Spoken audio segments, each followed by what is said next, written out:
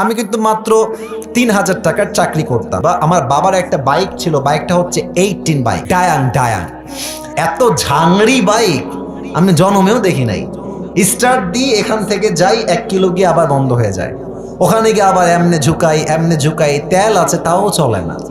তবুও কোন মতে ঠেলে ঠুলে চালাইছি কয়েক মাস যাব।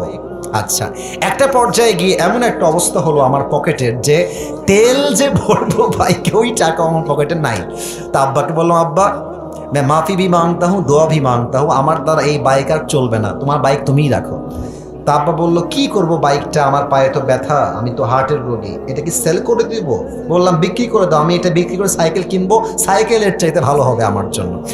তো যাই হোক, বাইকটা বিক্রি করব ভাব, মানে এটা এইভাবে কখনো আমি আগে কোনো মাহফিলে বলি নাই, এতটা ব্যাখ্যা দিয়ে বলি নাই, আজকে বলছি বাইকটা বিক্রি করে দিব অভাবের জন্য। বাট বিশ্বাস করেন, সেই সময়টা প্রতিদিন তাহাজ্জুদ পড়তাম, প্রতিদিন আল্লাহকে বলতাম যে আল্লাহ তুমি আমাকে কবুল করো, আমার চেষ্টা কবুল করো। আর আমি দুইজনের ওয়াজ খুব বেশি শুনতাম, এক আজহারের ওয়াজ শুনতাম খুব বেশি, আর একজন আমি আল্লামা দেলোয়ার হোসেন সাঈদীর ওয়াজ খুব বেশি শুনতাম সেই সময়ের কথা। It has been 3 years or maybe 4 years back, 3 বা 4 বছর আগের কথা। তো হঠাৎ করে আমি একদিন জুমার খুতবা দিলাম, আমি আবার বলছি এই কথা কিন্তু আমি কখনো কোথাও আপনার শোনেন নাই, আমি আজকেই বলছি।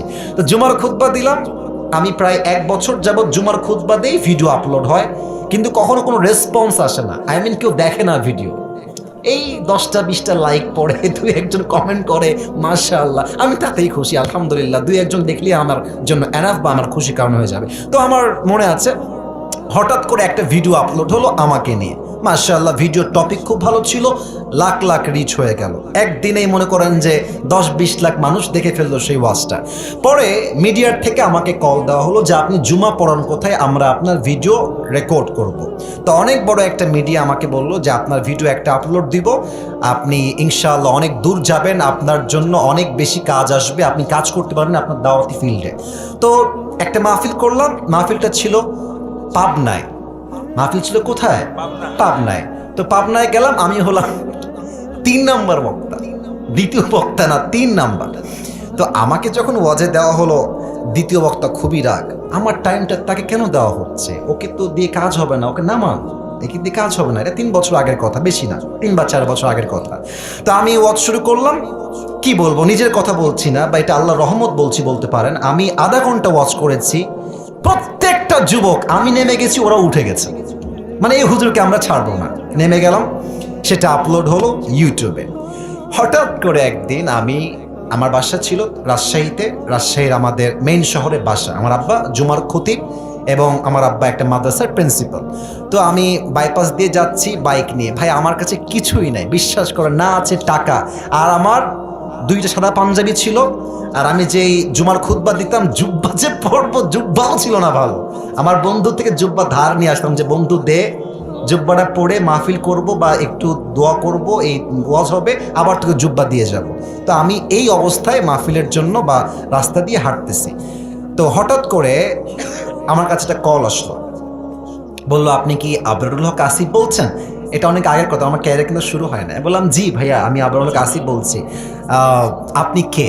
তো বললো যে আমি অমুক জেলার থেকে বলছি, আপনার একটা মাহফিলের ডেট লাগবে। শুনে কলিজায় এত শান্তি লাগলো যে আলহামদুলিল্লাহ, আল্লাহ হয়তো আমার রাস্তা খুলতেছে, এই তো রাস্তা আমার খুলে যাচ্ছে। তা আমি একটু ভাব নিলাম, আমার কিন্তু ডেট মেট কিছুই নাই। বললাম ও আচ্ছা, ডেট নিবেন কবে, আমাকে তো একটু দেখতে হবে ভাই। তো বলছে যে ভাই, ডেটটা আমরা 2 মাস পরে নিব, যদি আপনি ডেট দেন তাহলে আমরা। ও তো ভাবছে মাশাআল্লাহ, মিলিয়ন মিলিয়ন ভিউ, এ তো অনেক বড় বক্তা হবে রে ভাই। তো আমি একটু ভাবতাম, আমি বললাম ঠিক আছে, আমি ডায়েরি দেখে আপনাকে বলছি।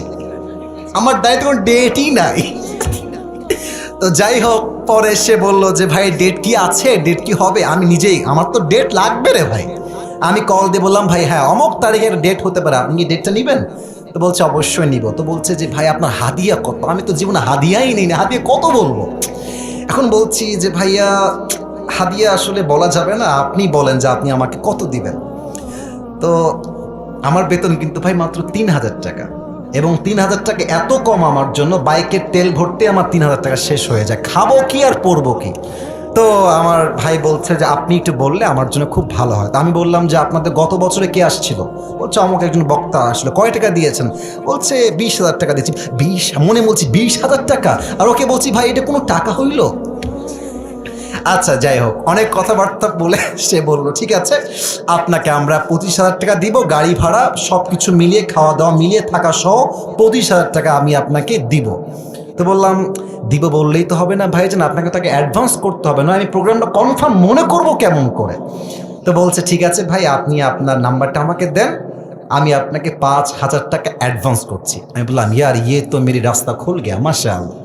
তো বলছে ঠিক আছে আমি আপনাকে দিচ্ছি, নাম্বারটা আমাকে পাঠান। তো নাম্বার দিলাম, 3 দিন কোনো খবর নাই। মনটা আবার খারাপ, জানলা ডেটটা কি তাহলে পাবোই না। তো 3 দিন পরে আবার আমার ভাই কল দিয়ে বলছে প্রিয় ভাই আপনাকে তো আমি টাকা দিব, বাট আমি টাকা তুলতে পারি নাই এলাকার থেকে, তাই টাকাটা দিতে পারি নাই। তো মার্শাল্লাহ সবাই আমাকে টাকা দিয়ে দিয়েছে, আপনার নাম্বারে আমি এখনই টাকা পাঠাচ্ছি। তো আমাকে ওই প্রথম মাহফিলের জন্য 5,000 টাকা অ্যাডভান্স দেওয়া হয় এবং 5,000 টাকায় আমি আমার আব্বা আম্মাকে দিয়ে দিয়েছি।